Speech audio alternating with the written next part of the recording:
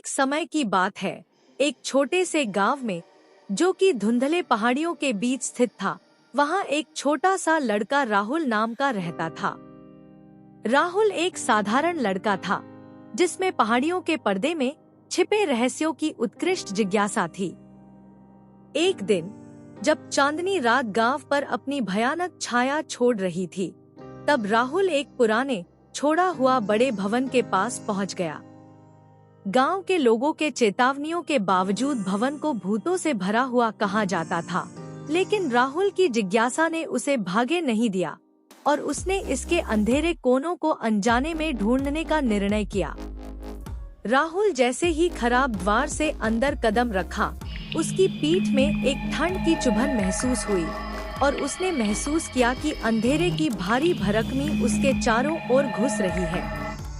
हवा गंध से भरी हुई थी और हर कदम पुराने हॉलों के खाली दीवारों में भयानक गूंज उड़ाता था। अपने मन की आवाज को नजरअंदाज करते हुए राहुल आगे बढ़ा, भवन के हृदय में और गहराई में प्रवेश करने के लिए प्रेरित होकर।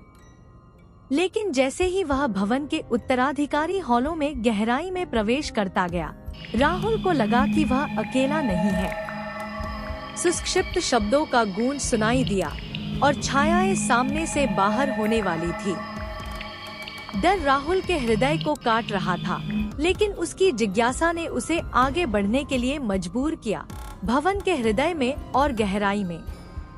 अंत में राहुल ने एक ताला बंद दरवाजे पर पाया, जिसकी सतह पर अजीब चिन्हों और सिगिल्स की खुदाई थी।